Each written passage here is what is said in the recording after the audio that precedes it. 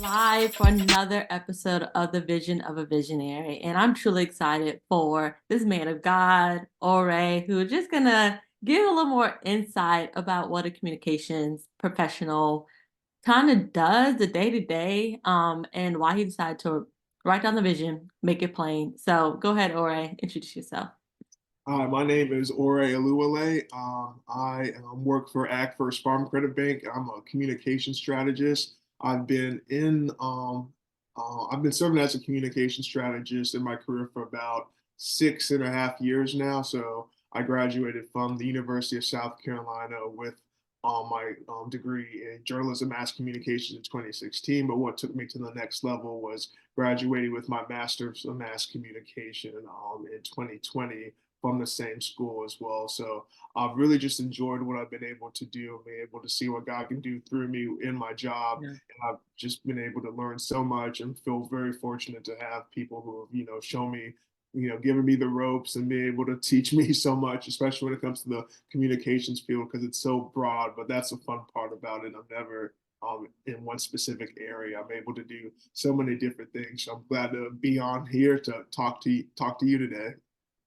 That's like, we'll dive deeper into that. A lot of people think communications is one track, but Mhm. it's very vast. It's very vast. So, what is your word for 2024, Ore? All right.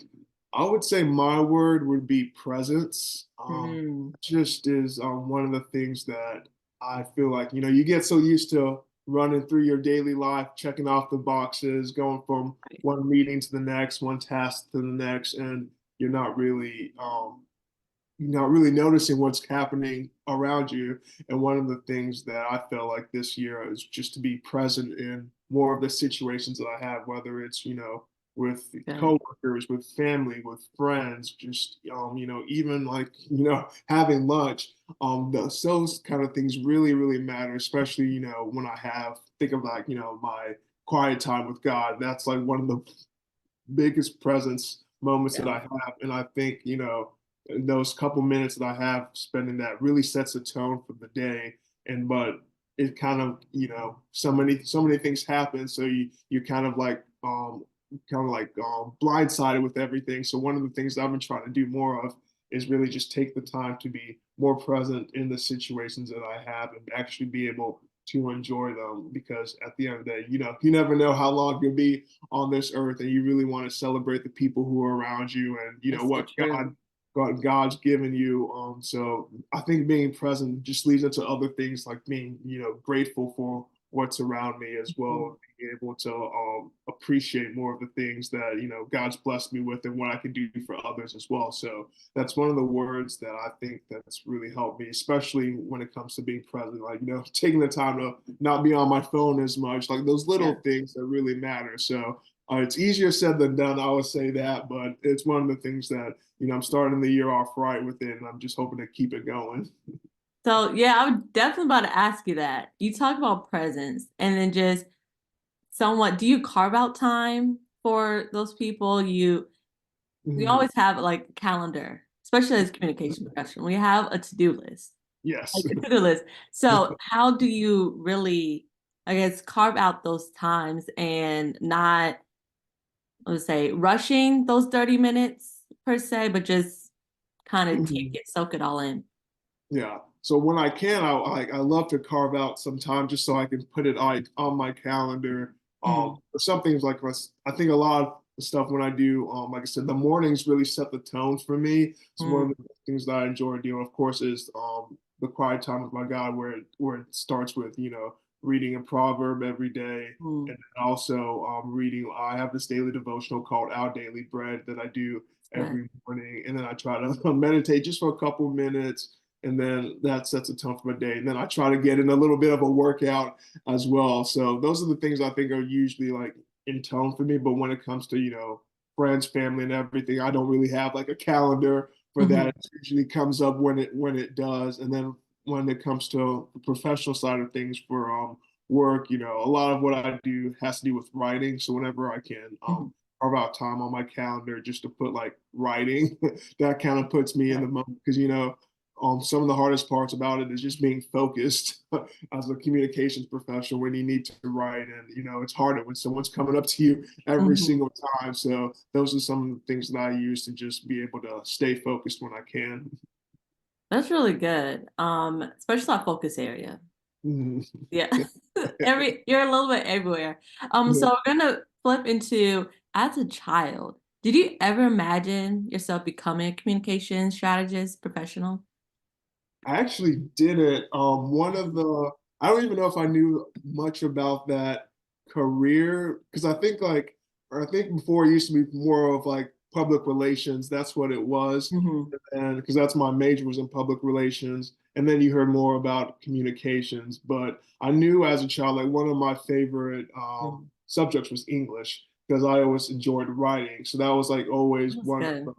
one of the areas that I actually really wanted to focus on because writing was always something that came natural to me. And my mom had done English before, like in her past life, so that's like one thing. Like I grew up reading and everything, so it was just a natural thing. So at first, I actually because all I knew was kind of like that English section, so Mhm. I actually majored in English before I came to USC, but then I actually changed my major to communicate public relations at the time because I knew I liked to read, write, all that kind of stuff, but I didn't really know what I would do with English, and I didn't see myself teaching. I think my mom wanted me to be a Right. college professor, and I was like, no, I don't want to be a college professor.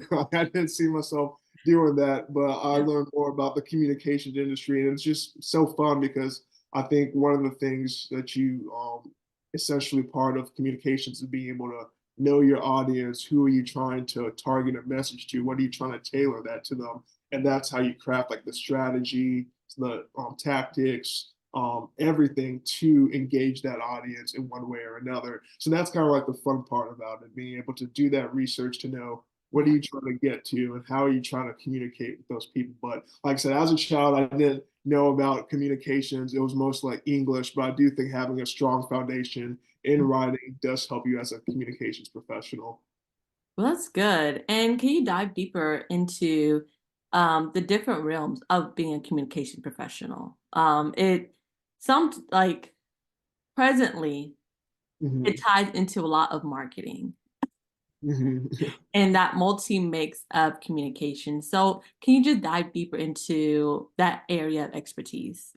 Yeah, I think it is definitely multifaceted when you think about communications because Mhm. of course there is the piece when it like the journalistic piece when it comes to like the writing, but the part about it that makes it fun is like you're writing for different types of channels. So I think of course one of the things you'll think about is a press release. That's a very common thing for communications professionals to do, especially when it comes to getting their brand out there and getting Mhm. earned media value.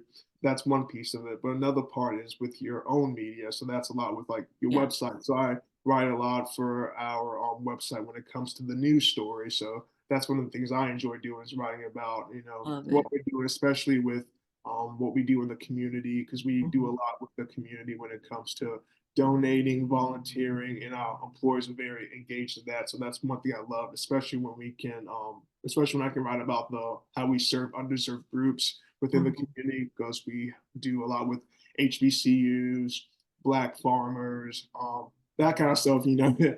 always like, trying to write that kind of stuff because I always love it when we can help more people and actually get have a more equitable workforce. And then another part of it with own media, I guess going back to shared media now, which is common. Think about our social media. So I manage Yeah. LinkedIn. So that's another part of the job, writing social media copy, which is like completely different than writing from a It press is. release, writing for the website. And that's what I was talking about earlier, being able to really understand who your audience is, because our audience for LinkedIn is a lot different, and Mhm. that's a specific channel. It's not even like a Twitter audience or a Facebook audience because that's a more professional audience. So we're very careful with the copy that we write. It's not too casual, but it still has that formality that people enjoy. Because LinkedIn is becoming a little bit more casual now, I'd It say. is. I was Yeah. just gonna say that. It's like Yeah, we're getting a 'cause, yeah, little lax. especially with all the buttons they've added, you can like celebrate, you can laugh at. So we're kind of really just looking at that, Mhm. and it's been a lot easier for me because in my previous job I was managing like 5 social media accounts. So now I get to just focus on one and just really lock in on that to understand the audience there and to really grow the brand. Mhm. And then another part I think is relatively new for me with my job, since we have more than 500 employees, is Mhm. internal communication. So that's one thing I didn't have to deal about with my other job because it was only 20 people. But now, having internal communications when it Yeah. comes to emails to employees, but also our team manages the employee news site. So we're always posting, videos that I'm working on, but also updates, stories, all that. So that's actually been a fun piece, being able to learn more about internal Right. communications. And that's another, I mean, just the internal audience, that's a whole nother thing right there. So all those different things kind of make it multifaceted when it comes to the communications role and being able to really, know who your audience is, what the channel is, and then how you really tailor the message to it. So I don't know if you were listening. He dropped a lot of nuggets. He he doesn't say he don't be a professor, but he's a Okay. professor. Okay, I don't know if you were taking notes. But that is true. Like knowing your target audience and just the different platforms, right, to communicate and being versed with the ever-changing landscape. And Mhm. so, what is your typical creative process of creating content? I have like my top three, but what is your top three with just those unforgettable moments of if it's for social media, if it's those the website information to have somebody click through, or just even for internal information. So what are your top three, I think, overall Mhm. advice? Yeah, advice. You say like advice for like making memorable content. Yeah. Yeah. Yeah, well, I think kind of going back to like the first one, just because it's so big, is like just of course like the audience, that Mhm. really does play a big part of it. Because what we do for like an external, LinkedIn post or story is going to be different than what we do for an internal post. So definitely knowing the audience, and then second one, I would say, hmm, trying to go back to my process, I like to look at, what has been done before, kind of just thinking about, because one of the great parts about being in this field is that you can see what other people have done and kind of Yeah. tailor it to yourself. Because I have a couple of brands that I like to look at, and I'm like, oh, they have some pretty cool content, and you see it, and it's really inspiration. It's not Right. stealing because you're applying it to your brand. Listen, it's inspirational. You're Exactly. you're doing research, right? Exactly. Yes. Because like for me, I never want to do like I never want to like stay in the status quo of what I'm doing. Mhm. I always like to be challenged and see like what others, within my company or outside my company have done when it comes to like, how they present internal communications to their employees or what they're doing on social media, especially for LinkedIn. And I always like to keep that at the back of my head whenever I'm creating content, just thinking of like, has this been done before, or is this something completely new? Or if I've seen Yeah. something that a brand has done that inspired me, and I can tweak it to my company as well. So that's one of the things that I love to do. And then the other part is, if you ever have like a core team around you, I think being able to Mm, trust other people with your process when it comes to good. what you create. Especially like for me, I'm one of those people, like I can take my ego aside when it comes to something I've written or something that Mhm. I've done for like a video, and I love to get critiques whenever I can, especially of course if it's coming from my supervisor, that's great. But if it's from other people, I'm always open to ideas, because at the end of the day, no one's a perfect writer, no one's perfect in anything they do. That's So true. I always love, and I always, like I said, I like to be challenged, and I always love to be able to take things up a notch. So I think being able to be open to professional critique or open to other ideas that might elevate what you're doing are great. So that's key. Ego Mhm. is one thing because pride really Yeah, exactly. No. it taps in.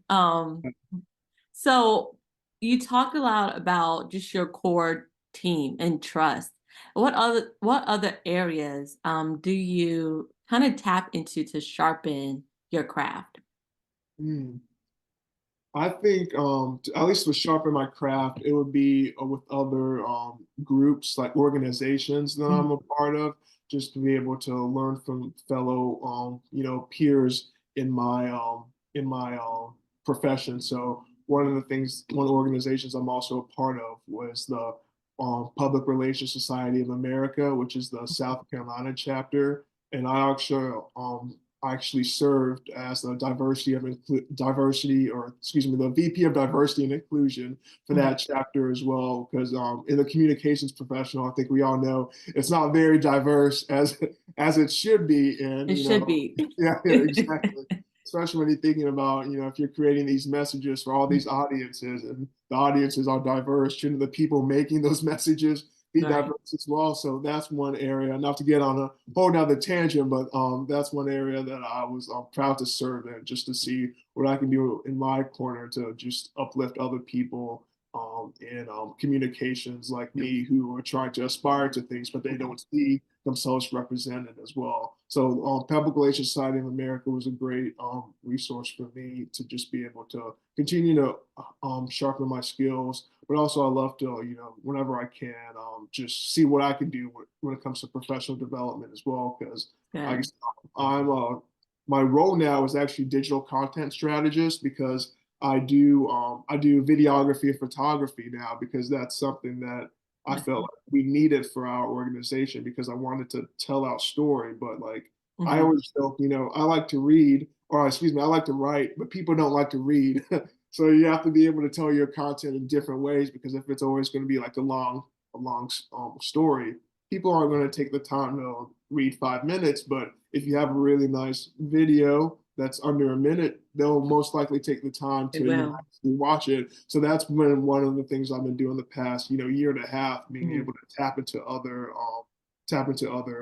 I guess avenues to tell stories in unique ways. So and I go back to that because I actually took a class last year at Midlands Tech for photography, to be able to Mhm. learn more about, how to operate a camera, and learn more how I can really best, That's good. position people to, for specific shots and images. So that's been great. And I also am hoping to take another leadership class this year with what's it called? United Way of the Midlands Blueprint to Leadership. So I'm hoping to get Exciting. into that as well. So everything I can to really sharpen my skills, but also help me as a career professional. All that is really important to me. And I say all this just because, like, if you're at a company, and if they have the resources and they actually do care about Mhm. continuing education for people, definitely take the time to do Tap it when you into it. can. Yeah, because I mean, like my previous job, they're the ones that pay for my master's degree. So, like, if you can, if you can take those opportunities wherever you can, I definitely suggest it. If you're in a job that can provide That's that, because good. a lot of times they want to invest in their employees, so their employees can stay and be able to actually achieve the goals they have professionally and personally at times as well. So never and also one of the things I love to say as well is, if you never ask, the question is always no. So, even if they say no, at least you ask at the end of the day, rather than being too scared not to say anything. So that's one thing that I always Mhm. say to myself as well. Well, if they say no, they say no, but at least I asked. Did she say you asked? You had the courage just to ask. Oh, Exactly. that's so true. One of the final questions, which I really love to share, is let's talk about self-love. Yes. What does that look like for you in your day to day, your hustle and bustle? How do you find time for self-love? Yeah, that's a really good question, because oftentimes, you don't get the opportunity. You're running around, and then you're like, wait, have I even like eaten today or something like Right. that. But I think for me, one of the things I actually enjoy, at least when it comes to self-love, is just Mm, going out on a walk. That's one of the ways that I just that's like good. clear my head and be able to Mm, de-stress. And it's I usually try to do it, during my lunch break, for just 20 to 30 minutes. But mm, I've just been doing this for like the past, I guess, 3 years now, just yeah, stuck because I was never like a walker. I'm like, why do I need to walk? Like, where am I? I always was like, if I'm walking, it's because I'm going somewhere. It's not just because I'm just doing it for fun. And I always thought that's what like, older people do. Like, I was like, I could walk when I'm retired, but then I started doing it. And then I just something about just having those couple minutes. And mm, that goes back into, I guess, a little bit when I was talking about presence as well. Just good. having a little bit of time just to like, just take the time to just de-stress, just be able to walk out. Because like I think it's manageable for me to do something like that. Because I mean, if I can do self-love, I would love to like get a massage all the time if I could, but I can't afford for a massage Right, you got a once budget. in a week. Yeah. So I think it really is something that's manageable for Mhm, you, but you actually can reap the benefits of. And that's why when I go out on the walk, that's I good. just clears my head, and I feel actually so much better coming back in because I feel like I'm able to focus again, Mhm, instead of just like staying at my cubicle the entire day. Like I'm not going to be productive if I'm just in my cubicle for 8 hours. But if I can take those little breaks, especially go out on the walk, that just really helps me. And like I said, I'm applying this to like the work situation, but also just just mhm. personally, just going out on a walk, and especially I do it downtown just because I work downtown. But if I can go out places to like the riverfront or something that has more nature in it, that's even better because there's just that special sense of being connected to the nature and just being able to, I feel like, God is in nature as well. So, Yes. you feel him through those areas as well. So I say that as, just one of the things that's very manageable for me, but I reap the benefits of just mentally. I feel like I'm in a better place. That's all good. It's the mental well-being Exactly. stands out, right? And just creativity for yourself, but communicate with others, right? Yeah. So how can the listeners connect with you, learn more about communications, or just if they want to get mentored by you, Ore, how can they connect with you? Yeah, definitely. I would say my LinkedIn is definitely the most active channel that I'm on right now, just based Mhm. upon work and professional networks. So, I think my name it'll be in on this chat. So, yeah, if you just type in my name on LinkedIn, I'll be more than happy to connect with you. Just, maybe learn your story, see where you're at, and Mhm. also see what I can do to provide any advice or just to learn from you because, at the end of the day, we're on this together, and I'm only here because I've had people look out for me and be able to provide me with opportunities. And I thank God for that. And I always wanted to see what I can do as well to provide other people with opportunities. I might not know everything, but I would love to be connected with you and just see what we can do. What we can do to help you, what I can do to help you, and then just to learn more of your story. So